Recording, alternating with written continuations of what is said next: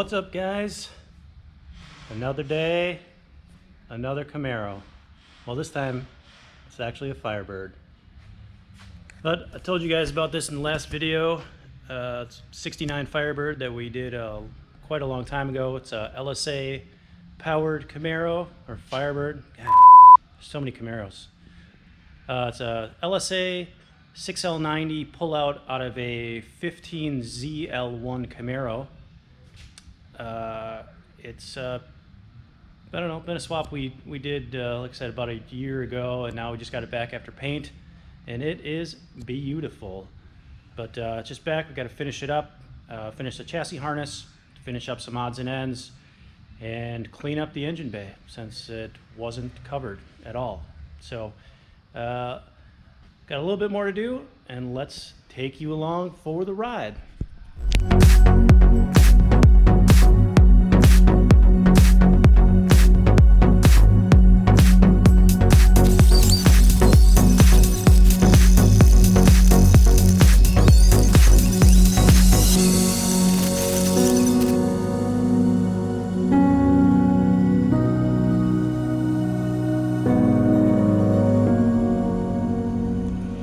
Alright, well, while we're doing the harness, I'm going to make a little water box here for the supercharger.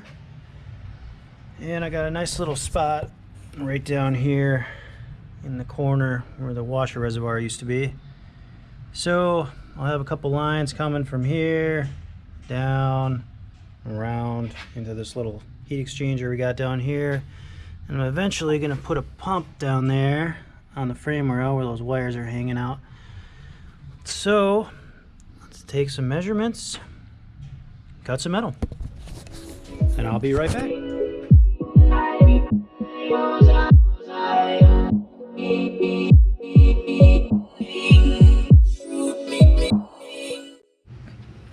Alright, we got our little box tacked up over here, put it in the corner. Fits pretty good. Probably should do some math on what kind of volume this thing has, but it's got to be at least a couple gallons, I would imagine. For this street car, that'd be good. But put a little cap in here, match this old style here, and the old kind of style one we got on this dirty Proform cover. But let's go cut some more pieces and get this thing to fit.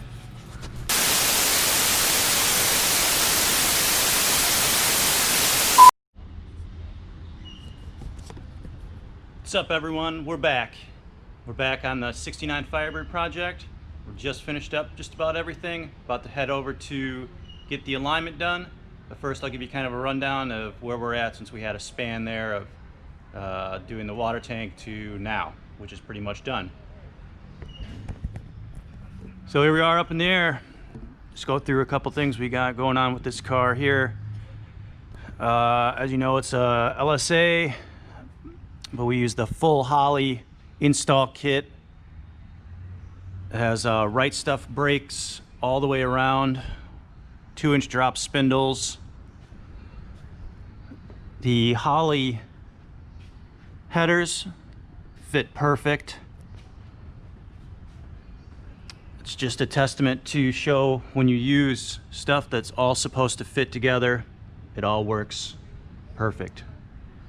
One thing about this particular swap is we're using a 6L80, so we had to modify the cross member to work with the 6L80, and you can see the drive shaft adapter that we have to run for the 2010 and up Camaros without the slip joint in there. Got Pypes 3-inch with the Pypes Race Pro mufflers, all the way back to a Rick's tank with a ZL1 stock pump in it. So it's a returnless style system that we modified a 3/8 line to go all the way up and feed the motor just like it would from the factory. And we'll get it down here and show you what the final product is under the hood.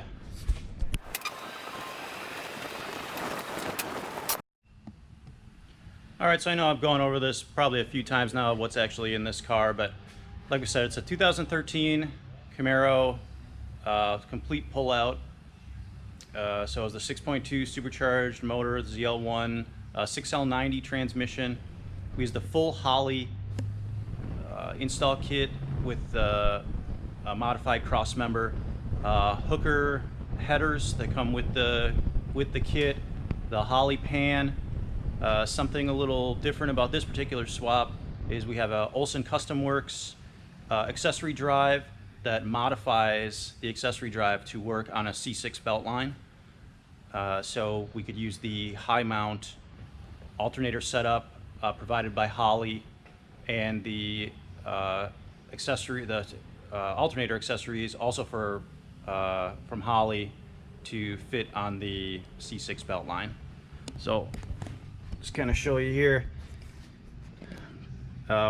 modified the snout here to fit with the C6 belt line. You can see where it was modified here to cut out to allow the belt and run a slightly smaller pulley.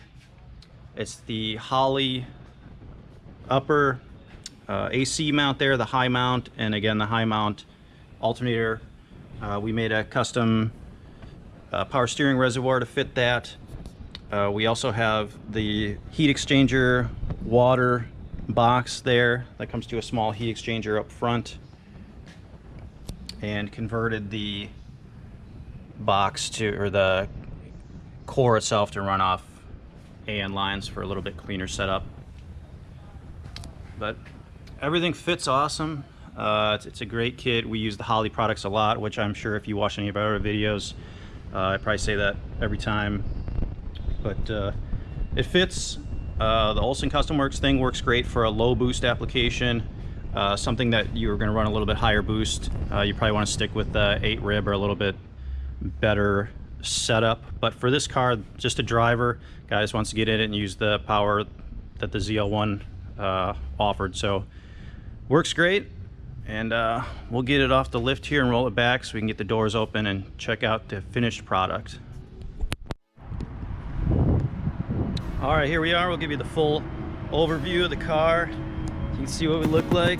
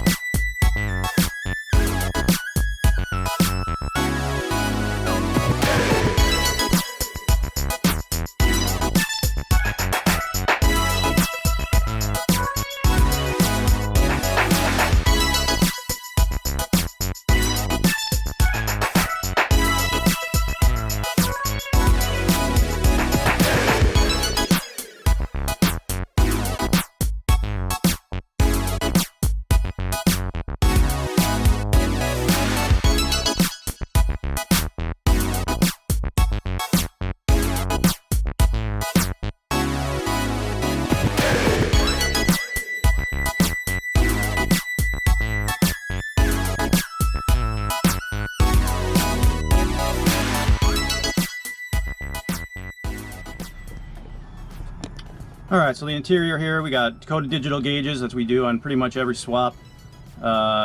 We modified the radio surround to run a single DIN, updated radio, Bluetooth, all that good stuff. We have a billet B&M shifter in here, modified to work with the 6L transmission. Flaming River steering column and AC from Vintage Air. We also have a full Rockford Fosgate, kick panel speakers, component speakers, and then 2 6x9s in the deck lid that we did. The rest of the interior is pretty much stock, just cleaned up and updated wherever we need to bring it back to decent standing. But let's fire this thing up and get it back to the shop here.